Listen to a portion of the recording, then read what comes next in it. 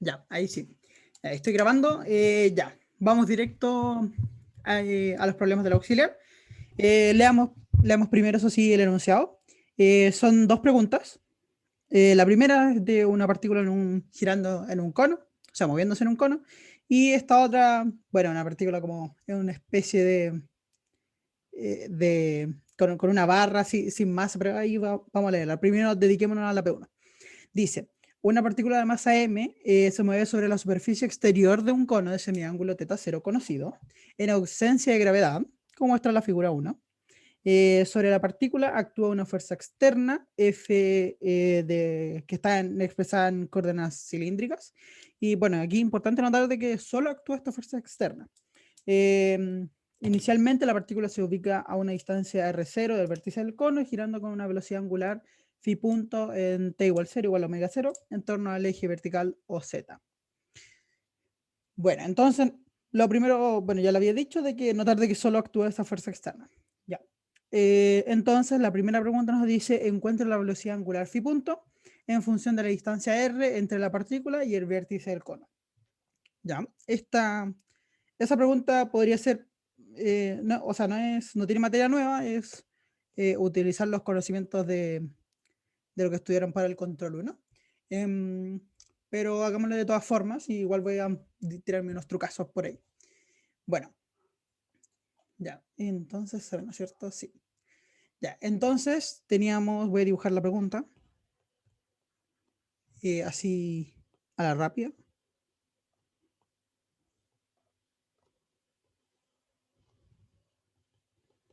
Me quedó muy feo, pero perdónenme por eso. Este ángulo de acá es θ0 y esta distancia de acá es r. Ya. Bueno, y nos dicen que la fuerza externa es menos b expresada en coordenadas cilíndricas en rotaco.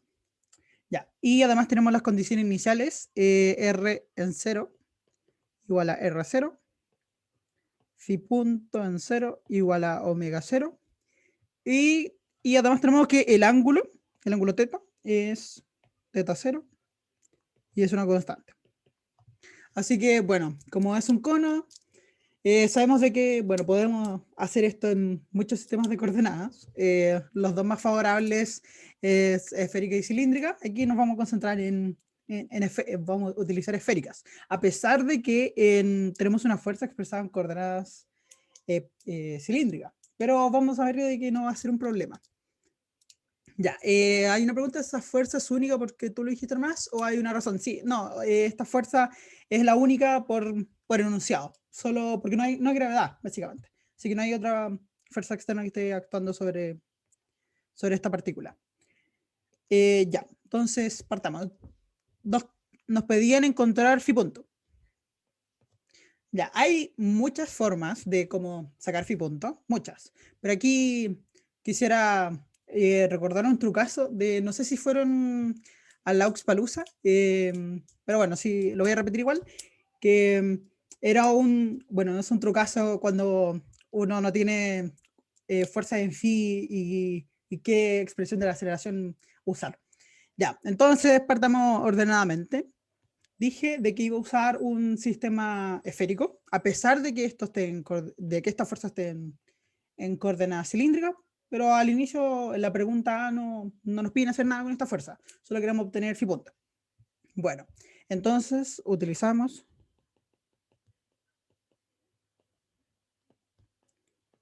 coordenadas esféricas. Bueno, ya. Ya, el trucazo. Ya. Un trucazo que en general sirve harto, que es notar de que no existe ninguna fuerza en fitongo, siendo fitongo el eje esférico. Aquí los voy a anotar. Es tetatongo, se llama fitongo, o sea, perdón, r-tongo, y hacia adentro va el fitongo. Bueno, entonces notar de que no tenemos fuerzas en fitongo. Entonces tenemos que F en phi es igual a 0. Entonces podemos pensar de Debemos tener en mente el utilizar la segunda ley de Newton en la componente phi, porque aquí tendríamos que m por a es igual a 0, a en phi. Y bueno, aquí esta expresión de a tiene el phi punto. Tiene en particular también r y tiene teta, que en nuestro caso va a ser un teta 0. Bueno, de esta componente. Pero no sé si lo habrán notado de distintos formularios del apunte del profe, de que esta aceleración en esféricas, en particular la componente phi, usualmente se escribe de dos formas. La voy a escribir a continuación. Quizás la hayan visto, que es lo más probable. Entonces, hay dos formas de escribirlo. La primera es esta, las voy a copiar porque nadie se las sabe. O sea, hay poca gente que se las sabe.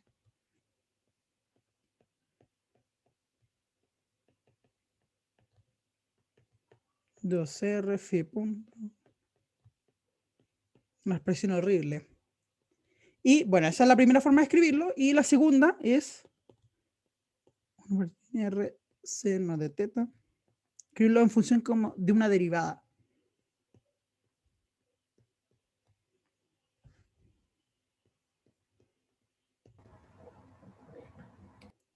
Teta. Ahí. Bueno, entonces, ¿cuándo se usa cuál expresión?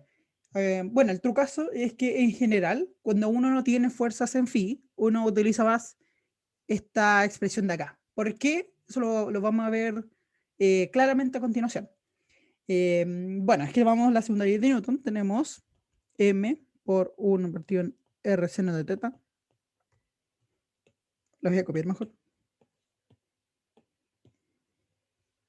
Esto es igual a 0. Entonces, ¿qué tenemos aquí? Tenemos una expresión. Aquí, bueno, estas no son constantes porque el r puede variar. El seno de teta, eso sí va a ser una constante. Aquí lo voy a clarificar al tiro. Bueno, sabemos de que en coordenadas esféricas el ángulo teta se mide desde arriba. Entonces, el teta, en nuestro caso, el teta de esféricas, va a ser pi menos teta 0. Viendo el dibujito acá. Bueno, pero eso no va a cambiar mucho nuestras expresiones, al menos en el caso del seno, porque uno puede ver por estas propiedades de suma de ángulos, de que el seno de pi menos teta 0 es igual a seno de teta 0. Entonces, en nuestra expresión acá, que tenemos senos de teta 0, no va a cambiar nada. Bueno, además de que el teta es constante. Bueno, súper. Entonces, ¿qué podemos ver aquí? Tenemos esta expresión. ¿Qué nos dice esta expresión? Que esto es igual a 0. Esto implica que lo de adentro de la derivada tiene que ser una constante. ¿Por qué? Porque si yo lo derivo, me va a dar 0 y esta expresión se cumple. Entonces tenemos de que r cuadrado, phi punto, esto es igual a una constante que lo voy a poner c. Y aquí vemos inmediatamente cuál es la ventaja de utilizar esta expresión en vez de la anterior, esta de acá. Porque aquí tendríamos que haber lidiado a, bueno, teta punto es igual a 0 y tendríamos esta expresión de acá. Y bueno, tendríamos que haber trabajado más con esta expresión. Notar de que se puede escribir como una derivada total y llegar a lo mismo de acá. Como hubiera sido, o sea, hacer esto es ahorrarse un paso. Y bueno, se llega a la misma expresión de acá, solo que con más pasos. Entonces nos ahorramos todo eso y utilizamos esto, el trucazo. Bueno, entonces esta expresión tenemos de que r cuadrado phi punto seno de teta 0 es igual a c, una constante que no sabemos, pero la podemos sacar. ¿Y cómo la podemos sacar? Podemos notar de que esta expresión es válida para todo tiempo, válida para todo tiempo, y en particular lo es para t igual 0. Entonces, ¿qué pasa si nosotros le ponemos t igual 0 aquí? ¿Ganamos algo? Bueno, yo diría que sí, porque sabemos cómo es el r en t igual 0 y sabemos cómo es phi punto en t igual 0. Entonces tendríamos todo el lado izquierdo conocido, implica que conoceríamos el c. Bueno, entonces apliquemos t igual a 0. Lo aplicamos, quedaría r cuadrado 0, phi punto en 0, igual a c. Esto es r0, esto es omega 0. Implica, o sea, esto es r0 al cuadrado. O sea, entonces que tenemos que la constante es igual a r0 cuadrado, omega 0, seno cuadrado de teta 0. Todo conocido. Súper. Entonces lo que hay que hacer ahora es reemplazar esta constante aquí. ¿Dónde está? Aquí. Y podemos despejar el phi punto en función de r en este caso. Tendríamos entonces phi punto es igual a, pasando dividiendo estas constantes, o sea, estas expresiones de acá, quedaría c, que es r0 cuadrado omega 0 seno cuadrado de teta 0 por 1 partido en r cuadrado seno cuadrado de teta 0, por lo que se van estos senos cuadrados. Y queda simplemente r0 cuadrado partido en omega 0 r cuadrado. Ay, el omega va en el numerador. R0 cuadrado omega 0 partido en r cuadrado. Entonces esa sería la primera parte. Y lo voy a anotar. Y lo voy a encerrar. Ya, eso sería la parte A. Bueno, ¿qué nos dicen en la parte B? Veamos. Dice, determine si F, la función que nos dieron antes, la fuerza que nos dieron antes, es una fuerza conservativa o no. Bueno, no sé si vieron la pauta del auxiliar que fue hace unas, o no me acuerdo cuándo fue, pero hace un tiempo, un viernes, que bueno, ahí, bueno, y también están en las clases de cómo sé yo si una fuerza es conservativa. Y bueno, en general hay tres formas de saberlo, son tres formas equivalentes, nos dicen exactamente lo mismo. En el curso mayoritariamente se centra en dos, las voy a escribir aquí. Bueno, esto también está en los apuntes del profe, así que los pueden revisar ahí. Ya, entonces, F es conservativa.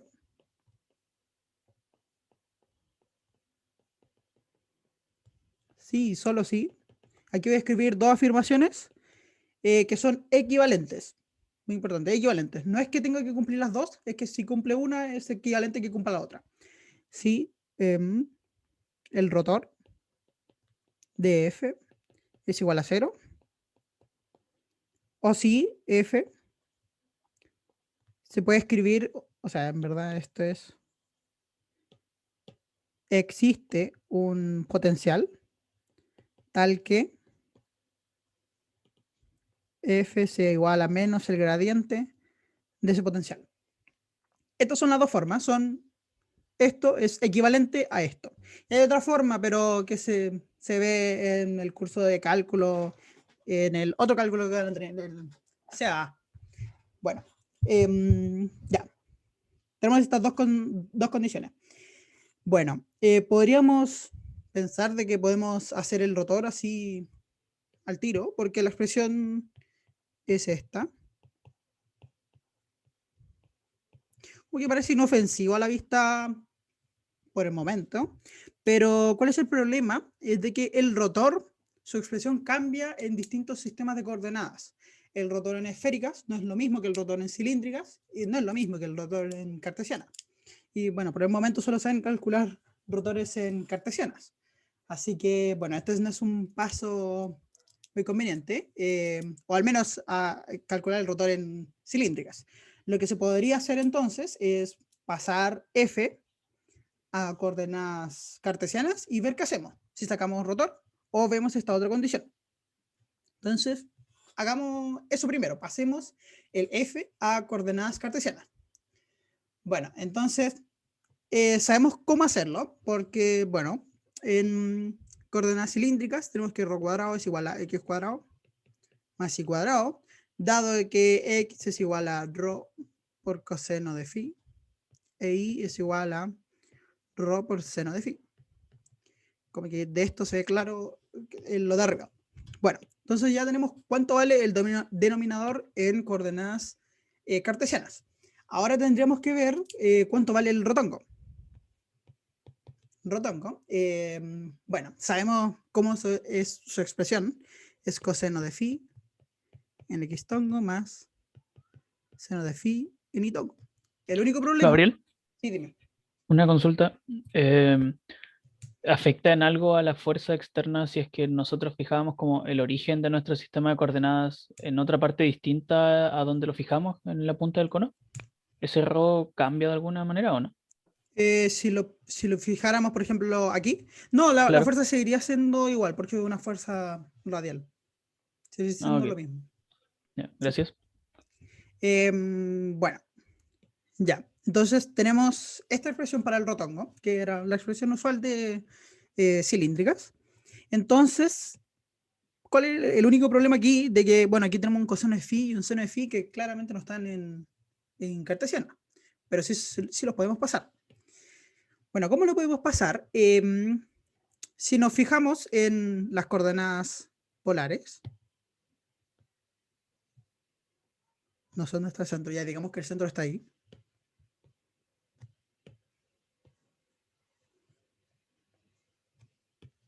Hagamos esto bien. Ya. Si nos fijamos, está como muy chueco, pero no importa. Eh, no, está horriblemente chueco. Voy a poner la grilla ahí. Qué horror. Ya digamos que aquí está el centro. Ah, estoy fallando brígidamente.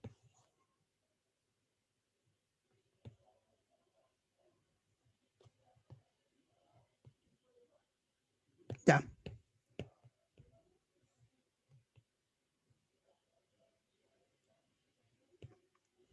Ya, ahí sí está bien dibujado. No podía. Mi TOC no me dejaba. Ya. Bueno, aquí está la partícula. Esto es, lo pueden ver como si miramos el cono desde arriba y le hacemos un corte. Se tiene eso, o bien mirar desde arriba las coordenadas cilíndricas. Sabemos de que esto es X, esto es y bueno, por Pitágoras, esto de acá va a ser raíz cuadrada de X cuadrado más Y cuadrado. Entonces, podemos saber con esto cuánto valen los cosenos y los senos. Por definición, sabemos de que seno de phi es el lado de acá dividido en la hipotenusa, lo cual sería y partido en raíz de x cuadrado más y cuadrado. Y algo parecido con el coseno, solo que con el lado de abajo, el lado de acá, sería x partido en raíz de x cuadrado más y cuadrado. Ya. Entonces, con esto lo podemos reemplazar aquí y tenemos el ρ en coordenadas cartesianas. Y entonces este ρ lo podríamos poner aquí y tendríamos completo el f en coordenadas cartesianas. Así que escribámoslo. F sería menos b partido en x cuadrado más y cuadrado. Esto es ρ al cuadrado. Y el rotongo, que sería x tongo, x partido en x cuadrado más y cuadrado. Esto acá es el coseno. Más y tongo y partido en raíz de x cuadrado más y cuadrado. Esto de acá es seno de phi. Ya. Súper. Entonces aquí tenemos f completo en las coordenadas cartesianas. Lo podríamos ordenar un poquito mejor. Bueno, ¿cómo quedaría? Es básicamente factorizar por esta raíz. Quedaría x cuadrado más y cuadrado a la 3 medios. X en x tongo más y en y tongo. Ya, y ahí quedó un poquito, quedó más bonito. Bueno, entonces, ¿qué podríamos intentar ahora? O sea, en verdad, ¿qué es lo que hay que hacer ahora? Bueno, hay que demostrar si f es conservativo o no, todavía no lo hacemos. Y habíamos dicho de que hay dos formas de hacerlo, o sacar el rotor, o viendo si existe un U que cumpla esta condición de acá, que f sea menos el gradiente de este U. Bueno, como que sacar un rotor de aquí está como medio feíto, porque para sacar el rotor hay que sacar las derivadas. Va a haber que sacar de f a de x, de f a de y, y bueno, la expresión no está para nada amigable. De f, por ejemplo, y así. La expresión no está nada amigable porque hay que derivar este a la 3 medios y es bien feito. Así que intentemos el otro método, pero este es totalmente válido. Así que intentemos el otro. Bueno, ¿qué tenemos que ver en el otro? Tenemos que tratar de buscar si existe un potencial U, que es un escalar, tal que f sea igual a menos el gradiente de u. Y bueno, escrito en vector, sabemos de que el gradiente es las derivadas parciales como en cada eje. Entonces, f debería ser menos du a dx, du a dy, du a dz. Entonces, de nuevo, recordar que queremos buscar, queremos ver si existe este u que cumpla esto de acá. Entonces, ¿cómo se tiene que hacer esto? Se tiene que ver por componentes. La componente más fácil de ver, para partir seguro, es viendo la componente en z, porque sabemos de que f no tiene componente en z, según esta expresión de acá. Entonces tendríamos de que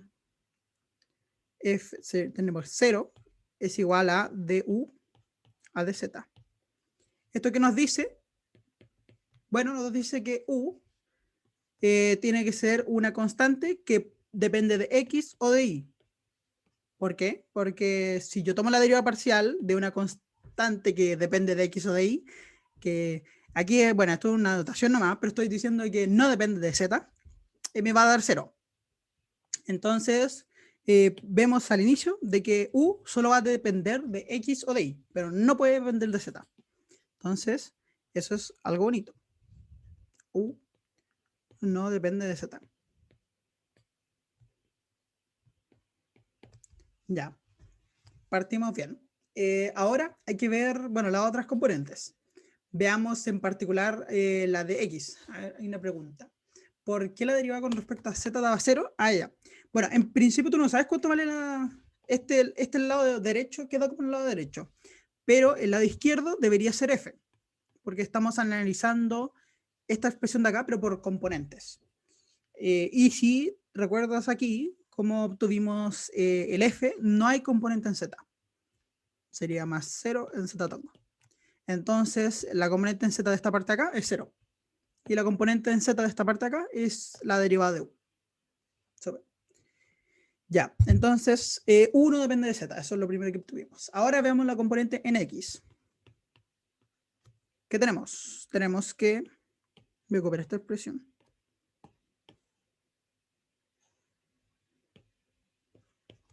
En x. ¿Esto está bien? Sí. Esto tiene que ser igual a menos de u a dx. Las derivadas parciales. Notar, ojo que es parciales. Bueno, aquí notamos de que son estos signos de aquí. Y bueno, para obtener el u, ¿qué hacemos? Integramos. Integramos en dx. Bueno, aquí tendremos que calcular por un lado en la izquierda esta integral de acá. ¿Hago una duda? Dime. Ya, porque era negativo el símbolo como del gradiente, ¿y por qué se pone solo en cuando es como en dx? Ah, no, aquí. Sí, buena, gracias. Aquí son en todos las Ah, componentes. ya. Gracias. Si se me había ido copiar los menos ahí. Gracias. Ya. Entonces tendríamos esa integral en la izquierda y en la derecha.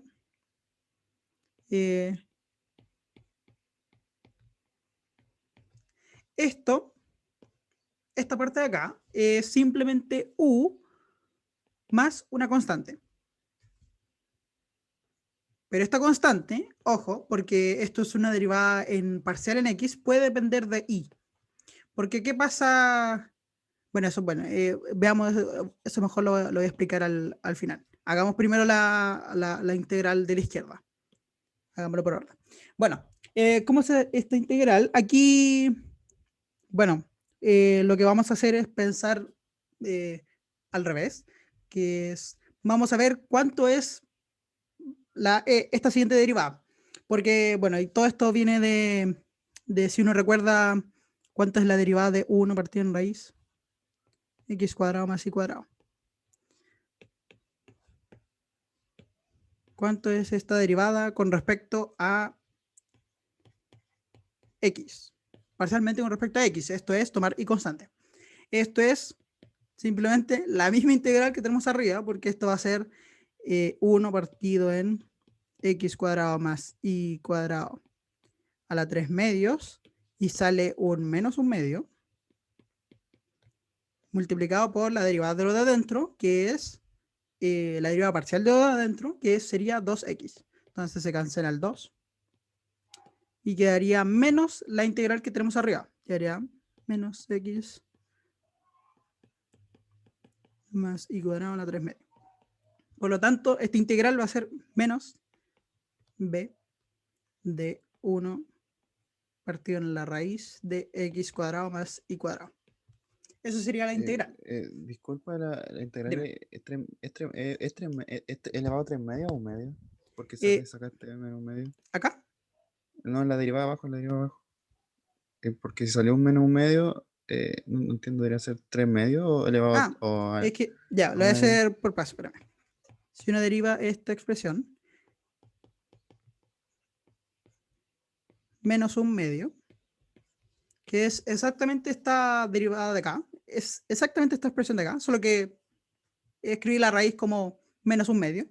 Bueno, ¿cuánto es? Es el exponente sale como menos un medio y queda esto de acá, x cuadrado más y cuadrado, menos 1 medio, menos 1. Por eso queda, al hacer esta resta acá, por eso queda el 3 medio abajo, porque queda un menos 3 medio. Gracias. De nada. Ya, entonces, bueno, entonces, ¿qué obtuvimos? Obtuvimos de que la integral es esta de acá. Entonces escribamos, el u sería esto y una constante, porque cuando uno integra, bueno, cuando uno saca primitiva, tiene que poner una constante. Pero en este caso, dado que uno está integrando una derivada parcial, sale una constante que puede depender de i. Como que está muy mal decirle constante porque no es una constante, puede ser una función, pero es constante con respecto a x. Por eso yo le puse c en función de i. Por ejemplo, esto podría haber sido, no sé, 1 más 2i. Cuando yo le tomo la derivada parcial a u con respecto a x, solo voy a tener que derivar esto. ¿Por qué? Bueno, la derivada parcial de 1 con respecto a x es 0 y la derivada parcial de una función de y con respecto a x es 0 también, porque es constante con respecto a x. Entonces, por eso le puse como un c de i.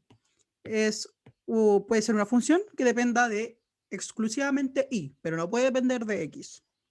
Eso es lo importante. Ese es por un lado. Eso sería entonces en el eje x toma. Bueno, entonces, ¿qué deberíamos ver ahora? Bueno, la otra componente, la en y tonga.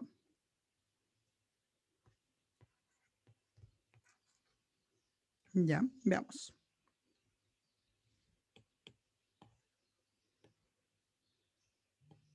Copiamos esto y quedaría, esto tiene que ser igual a menos du a di.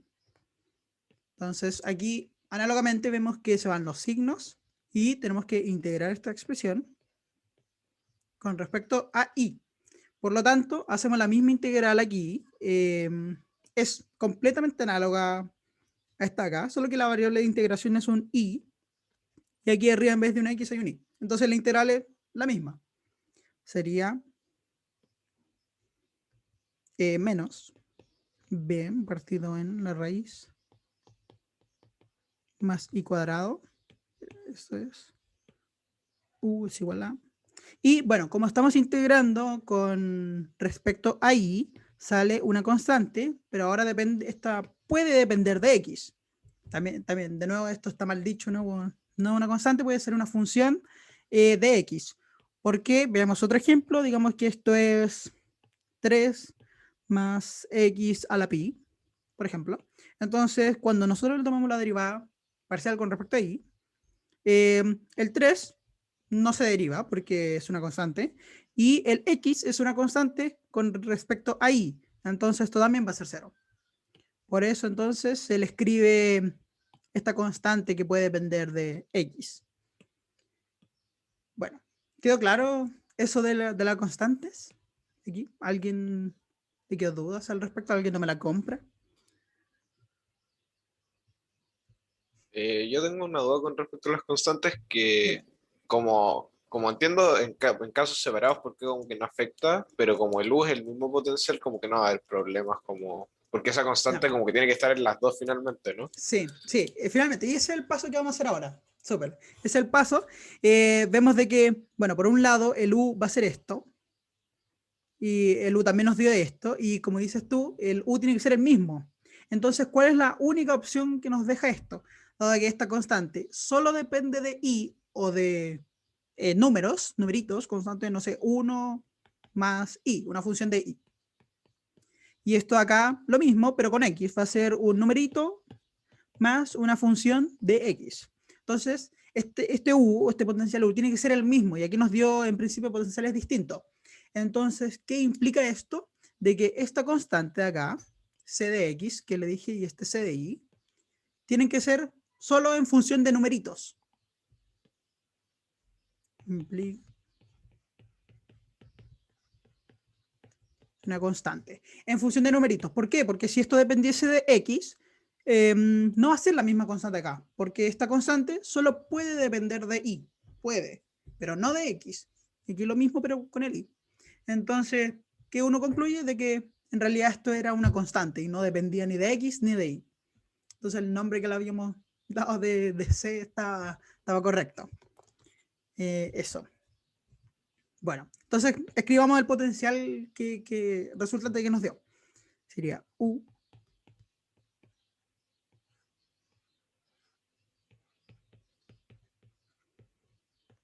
más C. Ese sería el potencial.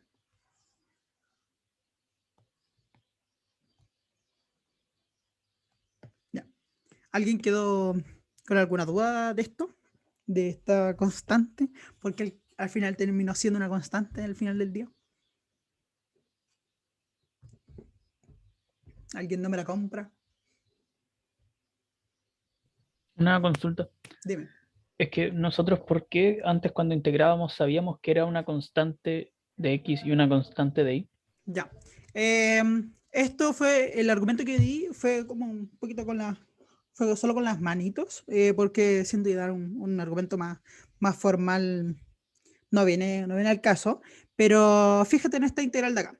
Cuando uno integra en dx, bueno, en general, cuando aquí estamos integrando en más variables, em, fíjate de que tú podrías obtener este mismo resultado, o sea, el mismo resultado de acá, con un u que dependiese de, no sé, por ejemplo, aquí digamos que esto es 1 más i a la 3 medios. Digamos, es una función que puede depender de i.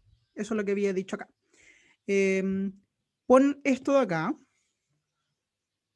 y derívalo con respecto a x, parcialmente. Uno obtiene el mismo resultado de acá. ¿Por qué? Y eso simplemente porque el i a ojos de la derivada parcial de x es una constante.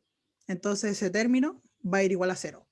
Y bueno, cuando tú integras, tienes que poner todas las funciones que te dan el mismo resultado. Debes poner esto como una función de ni. Igual cuando uno integraba, no sé, una f' en x de x, una derivada, lo voy a escribir explícitamente. ¿Esto cuánto es? Esto es f más c. Solo que aquí estamos permitiendo de que el f tenga más de una variable. La otra variable sería el i. Y en particular z también podría ir. ¿Por qué no? Pero habíamos visto de que al inicio, en la componente z, de que u no puede depender de z. Entonces, por eso el que se va a esta función de acá. Porque si yo le pusiera una constante al inicio, me estaría perdiendo soluciones, infinitas soluciones. Y eso no sería correcto. Vale, Pero, me quedó claro. bueno, Muchas gracias. de nada. Ya. Entonces, este sería nuestro potencial. Bueno, ¿y qué obtuvimos entonces? Obtuvimos que existe un U, entonces por lo tanto, F es conservativa. Es una fuerza conservativa. Y U, este U de acá, y U, es la energía potencial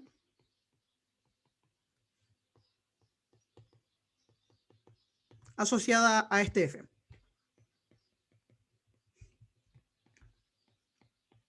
Entonces, bueno, y aquí un comentario de que en general siempre podemos hacer, de que, bueno, obtuvimos de que U es una función de X y de Y acá y una constante, más una constante afuera.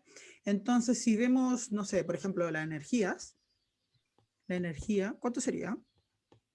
Sería la energía cinética más la potencial. La potencial en este caso es este U. Este es el mismo de acá, por eso lo escribí con el U.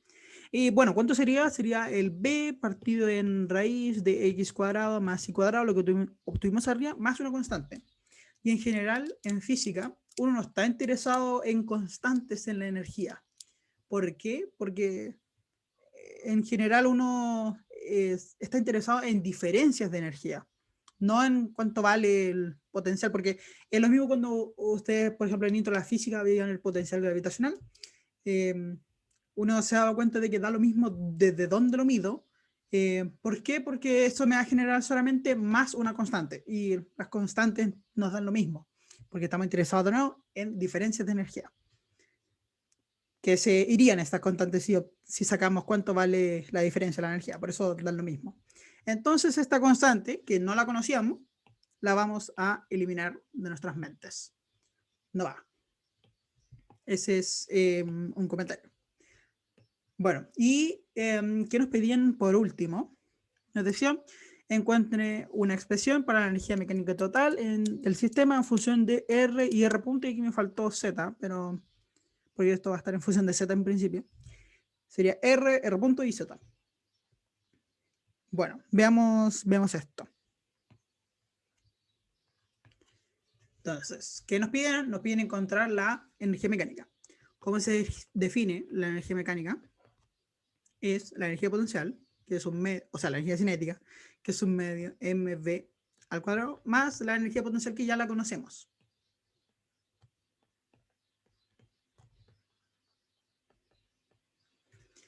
Entonces, lo único que tenemos que sacar es cuánto vale la velocidad al cuadrado. Eso es lo que tenemos que hacer ahora. Bueno, y como estamos trabajando en el sistema esférico, veamos cómo es esta velocidad en el sistema esférico y después le sacamos al cuadrado. Sería entonces, la velocidad en el sistema esférico es R punto en R tongo más R cuadrado. Perdón, aquí ya lo elevé al cuadrado. Este es R phi punto, seno de teta 0, en phi tongo. Y no va la componente de teta tongo porque es proporcional a teta punto y teta punto es 0, porque el ángulo es constante, dado el cono.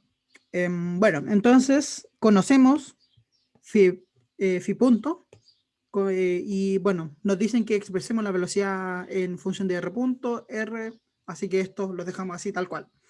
Entonces lo que hay que hacer ahora es elevar esta expresión al cuadrado, o tomarle el producto punto consigo mismo. ¿Y qué nos va a dar? Nos va a dar R punto al cuadrado más R cuadrado, phi punto al cuadrado, seno al cuadrado de teta 0.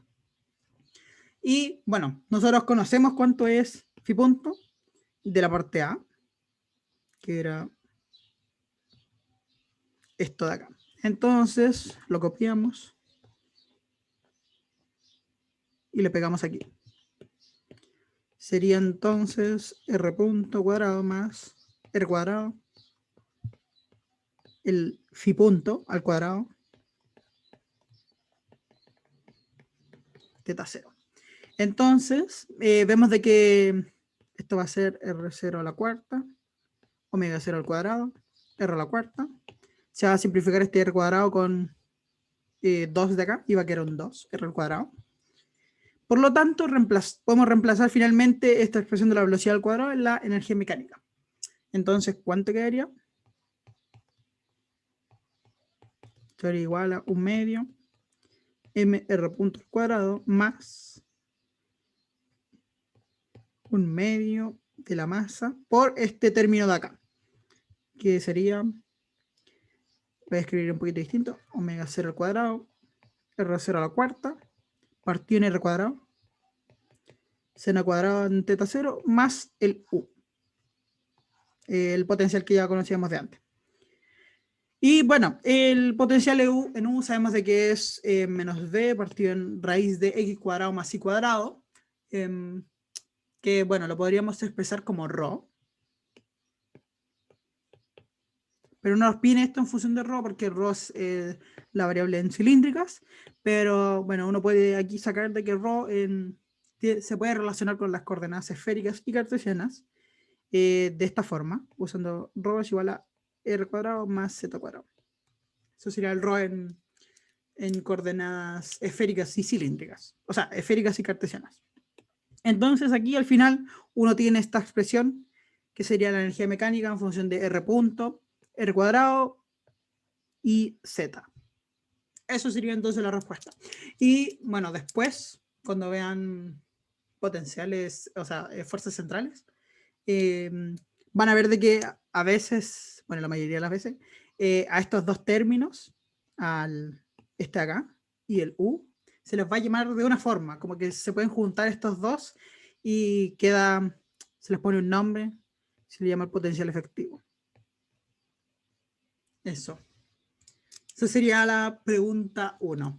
Ahora hay una pregunta, ¿por qué ese punto no es constante, aun cuando no hay fuerzas en...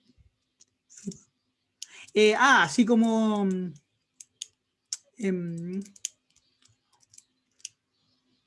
aun cuando no hay fuerzas en fitongo, yo diría, así como la rápida, que es porque el R puede variar. Es solo por eso. Porque el R es constante, en principio. No sabemos cómo es el movimiento. Pero si R fuera constante, el radio, entonces sí uno tendría de que el phi punto sería constante para todo tiempo. Incluso eso se ve aquí en la expresión de la parte A. Aquí se ve de que lo único que puede variar aquí es el R. Entonces si uno tiene el R constante, todo queda constante. Sí, pero no logro o ver o visualizar por qué al cambiar R puede cambiar phi punto. Así como, como con respecto a las fuerzas del problema, yo te diría de que si mueve phi, o sea, si la partícula se mueve aquí, en esa dirección, en R, va a tener una fuerza que te está tirando tenéis siempre una fuerza que te está tirando hacia el centro. Entonces, como esta partícula se mueve en R y aparte rota, no va a rotar tan rápido si es que tenía esta fuerza que te tira, en verdad. Pero eso, es como, no sé si sea el argumento 100% tal. No, dice que, a ver, voy a pasarlo un poquito más. No, dice que yo te quitaría la fuerza en ρ y diría que es solo porque esta partícula tiene la libertad de moverse en R. Porque si mueve en R, el phi punto va a ir más lento o más rápido dependiendo de si se achica o se agranda el R. Como la variación del ángulo va a ir cambiando. Ya, Eso, Ale, eso lo gracias. por el movimiento en R. Solo por eso. Ya. ¿Eso de pasar el ρ a valores relacionados a coordenadas esféricas es necesario o es para que quede bonito nomás?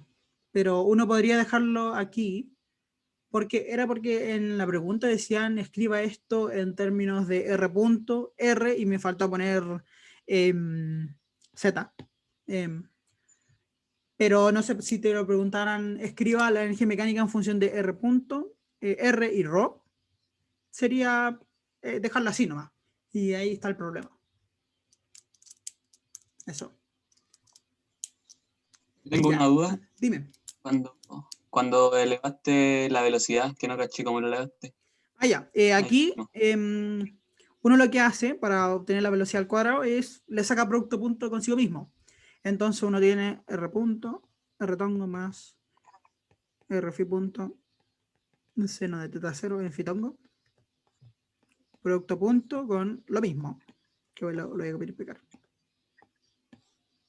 ¿Y cómo se hace este producto punto? Dado de que R tongo y phi tongo son vectores ortogonales, se tiene de que R tongo punto phi tongo es igual a 0. Por lo tanto, aquí sería este por este y este por este acá. Ya.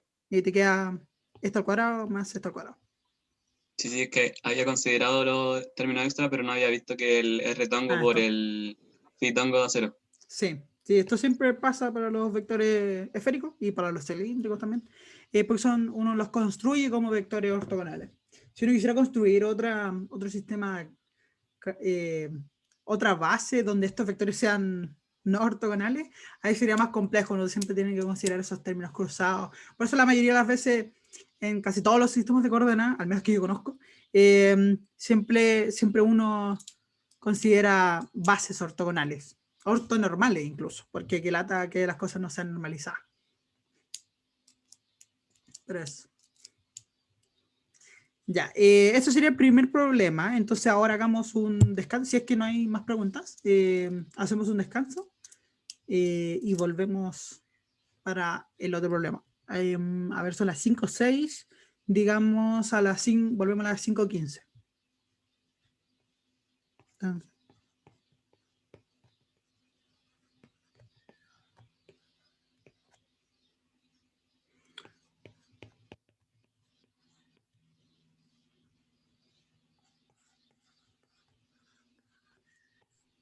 Ya. Entonces eso, hagamos una pausa. ¿Puedo hacer una pregunta? Sí, dale. ¿Qué pasó con la integral de la derecha, cuando se calculó el potencial? Espérame. Esta, por ejemplo. Sí, la que está a la derecha, esa. Ya. Esto, piénsalo como, así vaya a tener esto, de U a de I. Esto es completamente análogo a cuando tú tenías la integral de, no sé, de U, nada, de cambiar el nombre, de F a de I a de I. Es completamente análogo. ¿Esto cuánto es? Es la función más una constante. En este caso, de una variable. Solo que como ahora tenemos más variables, va a cambiar esa constante acá. Y va a depender de X o de Y, dependiendo de qué integral estás haciendo. Ya. Pero eso, son cosas completamente análogas. Gracias. Súper.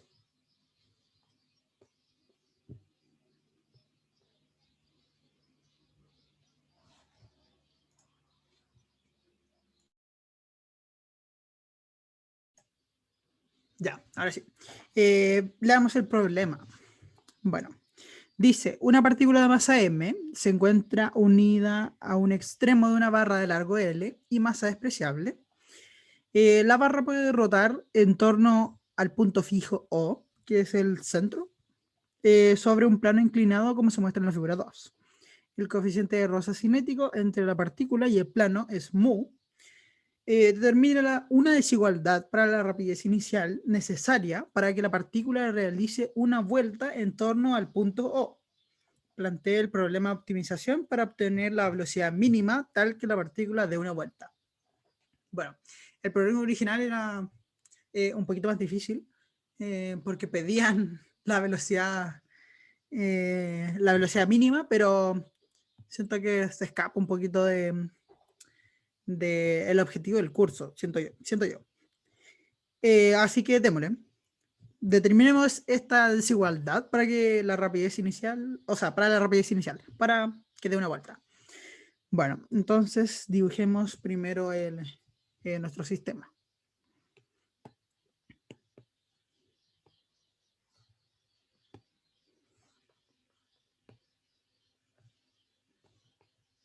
Ya, entonces teníamos un plano inclinado, como este de acá, donde este ángulo acá es alfa, y tenemos una partícula que puede girar, o sea que está unida a una barra y que puede girar en torno al punto O. Es el punto O, esa es la barra, y aquí está la masita.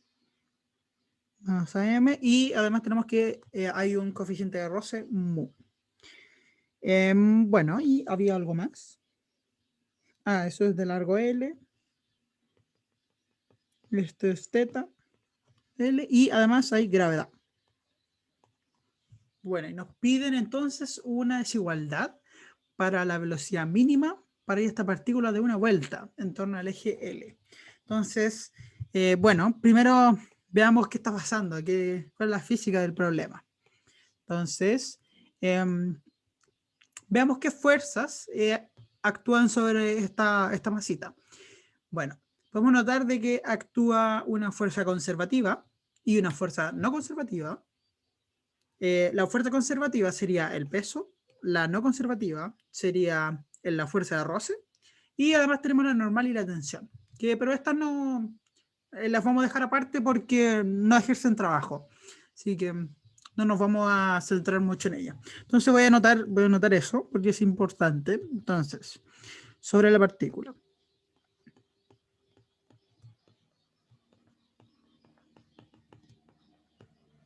Ejercen las siguientes fuerzas.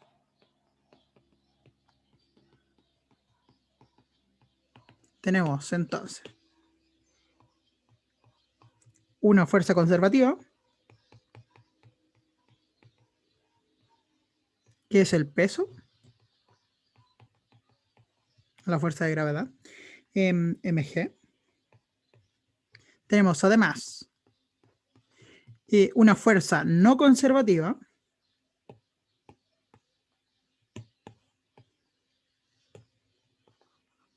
que es el roce.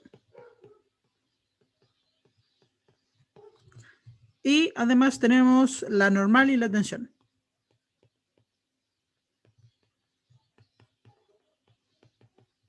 Pero de que estas fuerzas no ejercen trabajo.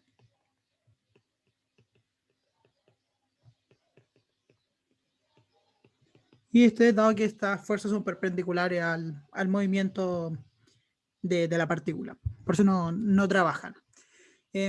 Bueno, ya. Entonces ya determinamos qué fuerzas actúan sobre estas partículas. Entonces, bueno, volvamos un poquito al problema. Nos pedían una desigualdad para la velocidad mínima. Bueno, así como a la rápida, la única expresión que hay, que tiene directo la velocidad, es la energía. Porque la energía depende de un medio de la velocidad al cuadrado. Entonces, veamos si con algo de la energía podemos encontrar la velocidad, esa desigualdad dada para la velocidad. Bueno, entonces, ¿qué podemos hacer? Podemos hacer el balance de energías. Entonces, balance de energías. ¿Cómo se hace el balance de energías con una fuerza no conservativa? Bueno, esto es simplemente la energía mecánica final menos la energía mecánica inicial es igual al trabajo que ejerce la fuerza de roce.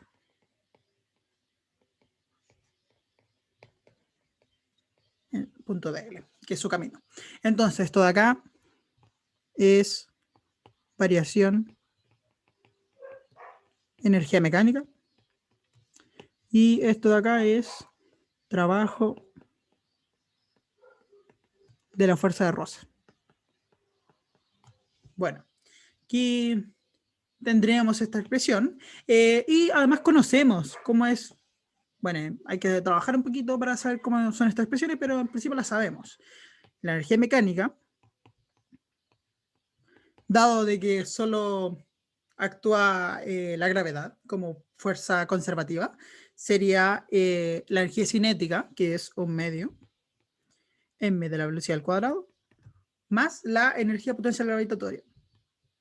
Puede nos dar como U gravedad. El potencial gravitatorio. Ya. Y bueno, ¿cómo es este potencial? Se conoce desde del colegio y este es simplemente MGH. La expresión es sencilla, pero no sabemos cómo es este H, esta altura. Y es lo que tenemos que determinar ahora. Bueno, entonces para esto yo creo que lo mejor es ver el dibujito. Vemos el dibujito.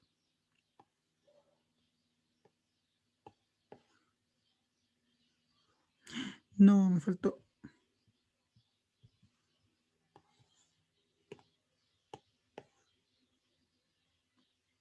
Ya, aquí está el dibujito, entonces. De esto necesitamos ver geométricamente cuánto vale esta altura. Que bueno, aquí está un poquito difícil de dibujar la altura a simple vista, pero lo que podemos hacer es ver cómo es esta figura, pero de lado. Entonces esto es la figura, pero de lado, donde aquí está, digamos, la partícula que está ahí. Entonces tendríamos, no, mejor digamos que la partícula está acá. Entonces tendríamos de que esto de acá, este lado de acá, sería nuestra altura. Y bueno, seteando los ejes de coordenadas apropiados, en este caso va a ser tomar el Z para allá y X creciendo hacia la derecha y el Y creciendo hacia arriba, o bueno, da lo mismo, uno puede tomar el Y creciendo hacia abajo. Pero eso sería nuestro sistema de coordenadas. Bueno, con esto tendríamos de que esta parte de acá valdría Y, un valor genérico para este Y, solo una variable que después la vamos a despejar para obtener la altura. Bueno, entonces, ¿cuánto vale esta altura? Por trigonometría tenemos que es seno de alfa multiplicado por I, que es la hipotenusa. Entonces, aquí estamos acercándonos cada vez más. Ahora solo tenemos que ver cuánto vale este I. Bueno, del dibujito no se ve tan claro porque no supe cómo dibujarlo para que quede tan bien, pero la partícula va a partir en el I igual 0. Igual siempre lo podemos, da lo mismo que sea así o no, el dibujito podría decir de que parta en un I que no sea igual 0, pero siempre lo podemos setear así, diciendo, no sé, imaginemos que aquí tenemos el plano inclinado y que esto está girando así. Nosotros tomamos el origen de coordenadas acá y X. Entonces la partícula cuando esté en su punto más bajo va a partir en I igual 0. Entonces al final daba lo mismo. Eso. Bueno, entonces ¿cuánto vale este I? Hagamos otro dibujito más. ¿Verdad? Lo voy a copiar y pegar. Pero para verlo, pero más grande ahora.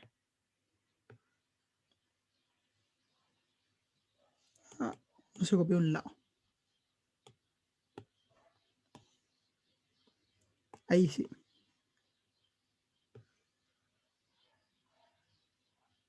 Queremos ver entonces cuánto es este I.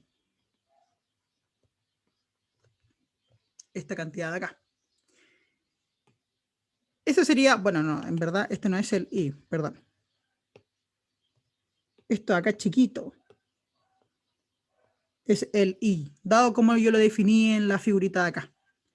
Aquí sería como cortar este trocito y mirarlo de lado. Así es este dibujo de acá. Por lo tanto, ese pedacito chiquitito de acá es I. ¿Y cómo lo sacamos? Bueno, sabiendo de que el I es 0 cuando θ es igual a 0, o sea que la pelotita parte acá. Voy a quitar estos dibujos puntiagudos ahí, porque se puede confundir. Ahí. Ahí sí se ve más o menos clarito de que parte con I igual 0. Ahí, borré lo innecesario. Bueno, entonces, y el I está asociado a cuánto está levantada la partícula. Donde esto de acá es el X. Bueno, ¿cuánto vale este I? Sabemos de que por trigonometría, esta parte de acá va a valer L multiplicado por coseno de θ. Y de que toda esta parte de acá, dado que la partícula parte en I igual 0, va a valer L. Por lo tanto, simplemente podemos restar estas dos cantidades y tendríamos que I es igual a L menos L por coseno de θ. O lo que es igual, pero factorizado, 1 menos coseno de θ. Eso valdría el I entonces. Entonces podemos reemplazar esta cantidad de acá y tenemos la altura. Y con la altura tenemos cuánto vale el potencial gravitatorio. Este sería mg por h, y el h es seno de alfa por i. Seno de alfa por lo que obtuvimos en el i. Sería L1 menos coseno de θ. Ya. Entonces estamos listos ahí. Por lo tanto, podemos escribir cuánto vale nuestra energía mecánica. Es 1/2 de la masa por la velocidad al cuadrado más este potencial de acá. Eso sería nuestra energía mecánica para un tipo cualquiera. Pero bueno, nosotros no estábamos interesados en tipos cualquiera, sino que queríamos la resta, la variación de esta energía mecánica, la inicial, o sea, la final menos a la inicial, y queremos igualar esto al trabajo realizado por la fuerza de roce. Bueno, la energía mecánica final es esta expresión de acá, porque la vamos a dejar con, para ser más genéricos, dejémoslo en un ángulo arbitrario θ. Entonces, esto va a ser nuestra energía mecánica final. Y le vamos a poner F. Y la energía mecánica inicial, dado de que esta partícula parte en θ igual a 0, parte aquí, estirada, no hay energía potencial gravitatoria. O incluso lo podríamos ver de acá, de que si θ igual a 0, coseno de 0 es 1, se va a esta expresión. Entonces tenemos que esto es 1/2 m de la velocidad inicial al cuadrado. Ah, eso me pidieron que subiera un poco, es aquí. Ahí está bien. Sí, ya. Súper. Ya. Entonces ahí tenemos la energía mecánica final y la energía mecánica inicial. Ahora tenemos que ver, para hacer esta igualdad de acá, tenemos que ver cuánto vale esta parte acá, que es el trabajo ejercido por la fuerza de roce. La fuerza de roce, sabemos su expresión, es mu por el módulo de la normal, y dado que la partícula gira así, la fuerza de roce iría en esta dirección de acá, que sería en menos θ tongo, en coordenadas polares. Por lo tanto, escribamos eso. Fuerza de roce es igual a mu por el módulo de la normal en menos θ tongo. Bueno, aquí no, tenemos un problema porque no conocemos la normal. ¿Qué hacemos? Veamos si podemos despejarla a partir de las fuerzas que sí conocemos. Entonces, una vez más, veamos el dibujito, pero ahora veámoslo de lado. Porque, bueno, la normal. ¿Cómo lo dibujo? Entonces, esto sería el dibujito, pero visto de lado. Aquí tenemos la partícula. Esta partícula tiene una normal hacia arriba. Y además, aquí voy a correr el alfa, tiene un peso, mg, donde recordar de que estamos tomando el eje z hacia arriba. Entonces, podemos notar de que la partícula no se levanta en ningún momento de este plano inclinado, siempre, o sea, nunca va a ser un salto así, por ejemplo. Por lo tanto, la aceleración en z es igual a 0. Eso se escribe z2 puntos igual a 0. Este es z que está medio chueco. Si uno viera el z así, el z derecho, ahí sí no tendríamos que z2 puntos igual a 0. Pero en este eje cartesiano sí tenemos que z2 puntos igual a 0. Bueno, entonces, ¿qué podemos hacer? Podemos ver las fuerzas en z. Tenemos por una parte la normal, y por otra parte tenemos no el peso, sino que una componente del peso. Tenemos que proyectarlo. Esto sería entonces hacer una línea puntiaguda aquí y notamos de que este ángulo de acá es alfa. Por lo tanto, las fuerzas en z sería la normal menos la proyección del peso en este eje, en el eje z, que está doblado, sería mg por coseno de θ. Y tenemos que esto es igual a m por z2 puntos, que es igual a 0. Por lo tanto, tenemos esto y implica que la normal vale mg coseno de θ. Entonces podemos reemplazar esta normal acá en la fuerza de roce y tendríamos que vale menos mu por mg coseno de θ en θ tongo. No, perdón, aquí no es coseno de θ, es coseno de alfa, que el ángulo es alfa. Y este ángulo siempre es constante. Sí, perdonen por eso. Ya, entonces ya sabemos cómo es la fuerza de roce. Para calcular el trabajo, recordamos cómo era la expresión, es F roce punto DL, y en el camino, que es una circunferencia. Bueno, el DL de una circunferencia, diferencial de línea de circunferencia, es L de teta. ¿Por qué L? Es porque era nuestro radio en nuestro caso. Entonces podemos L de teta en teta tongo. Ya me faltó ahí. Bueno, entonces podemos hacer este producto punto y ponerlo acá. Por lo tanto, quedaría que el trabajo de la fuerza de roce es igual a la integral de teta, que supusimos que partía en 0, y dejémoslo hasta un teta arbitrario, de menos mu mg coseno de alfa en teta tongo punto L de teta en teta tongo. Bueno, teta tongo punto teta tongo es igual a 1. Por lo tanto, tenemos que esto es igual a integral en 0 a teta de menos mu mg coseno de alfa por L de teta. Y nada depende de teta aquí, así que es mu g menos mu mg L coseno de alfa multiplicado por teta. Evaluada entre 0 y teta, pero el 0 se va. Por lo tanto, ahora sí tenemos cuánto vale nuestra expresión del inicio, que era el balance de energías. Sería la resta de las energías mecánicas. ¿Dónde están? Acá.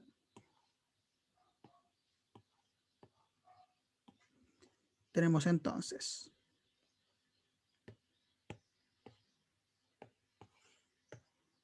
la energía mecánica final menos la energía mecánica inicial es igual, aquí lo voy a poner abajo, es igual a el trabajo realizado por la fuerza de roce. Entonces, ¿qué podemos hacer? Reorganicemos un poco las cosas. Podemos juntar estas dos expresiones, no juntarlas, pero dejarlas como factorizadas. Menos de 0 al cuadrado. Y podemos pasar esto para el otro lado. Quedaría... bueno, antes simplificamos las masas, porque todo depende de la masa. Así que se van. Aquí, aquí, aquí, aquí. Entonces, quedaría G seno de alfa. Como lo pasé para el otro lado, hay un signo que cambia.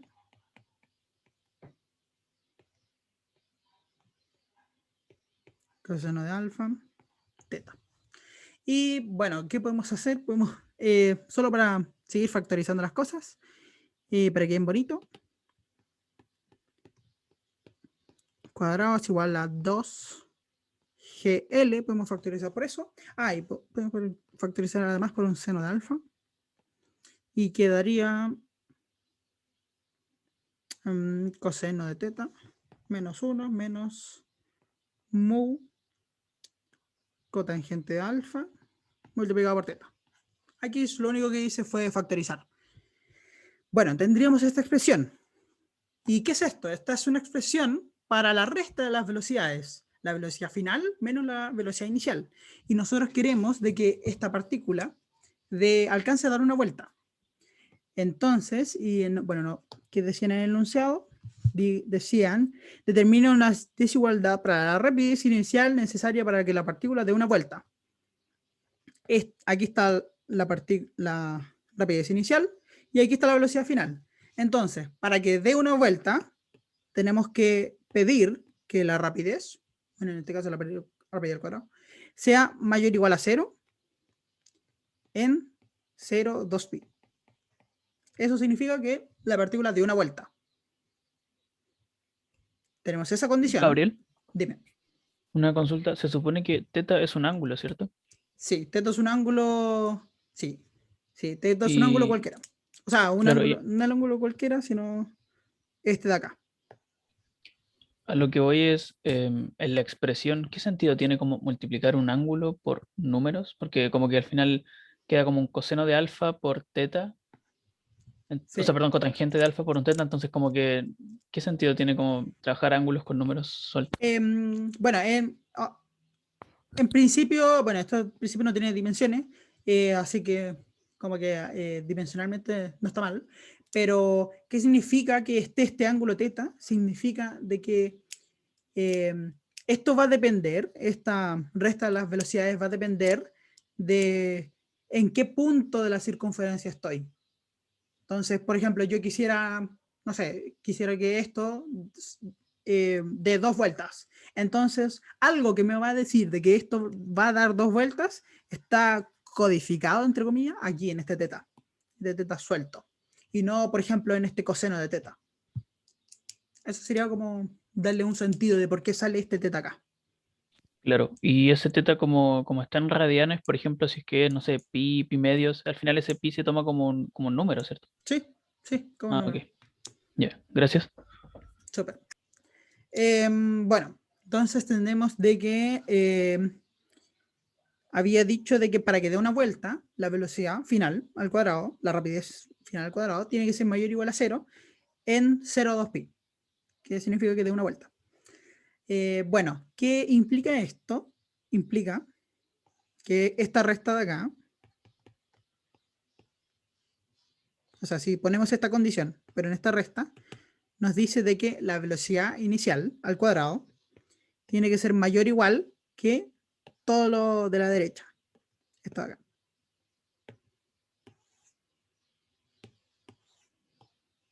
Ahí está.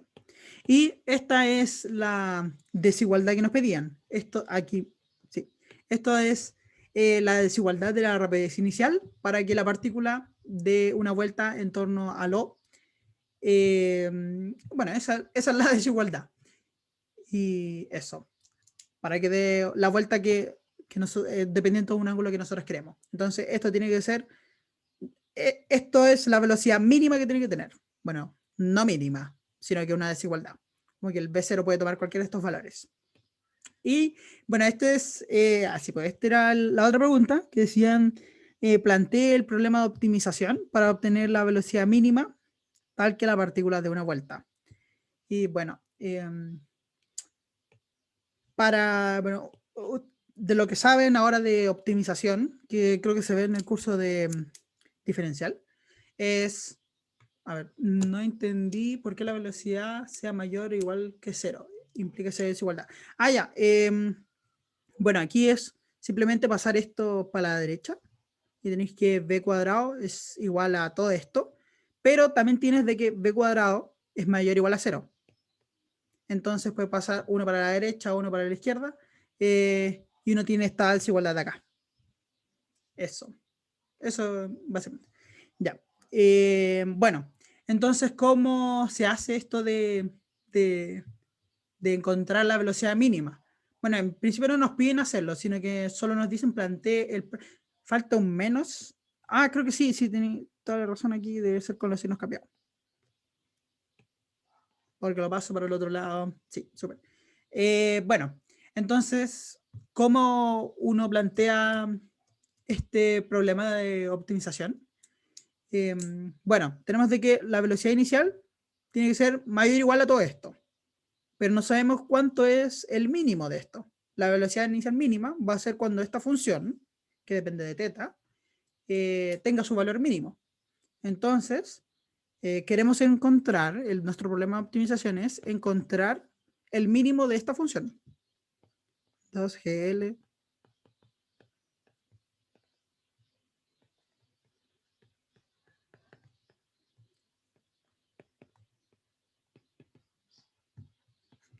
Este sería nuestro problema de optimización. Si nosotros encontramos el mínimo de esta función, tenemos el mínimo de B0. Y eso sería, bueno, el problema. Si uno quisiera encontrar este mínimo, quizás lo dejo así como de propuesto. Bueno, hay que notar hartas cositas porque hay que tener cuidado porque salen como funciones trigonométricas, no extrañan, pero que uno no está tan acostumbrado a usar. Salen como unas igualdades de estas que no se pueden resolver, se me olvidó el nombre. No, se me olvidó el nombre. No me acuerdo cómo son. Son estas desigualdades que no se pueden resolver analíticamente y no tiene que ser numéricamente. Trascendental. Uno obtiene una ecuación trascendental cuando quiere hacer esto. Y uno puede verlo con numeritos y etcétera. Pero eso sería plantear el problema de optimización, es decir que queremos encontrar el mínimo de esto. ¿Cómo se hace? Uno deriva esto con respecto a teta, impone que sea igual a 0 y después ahí uno tiene que ver si los puntos son mínimos o máximos y bla, bla, bla, bla, bla. Todo lo que hacían en diferencial. Eso sería este problema. No sé si les queda alguna duda de algún paso que hice. Voy a dejar de grabar mientras.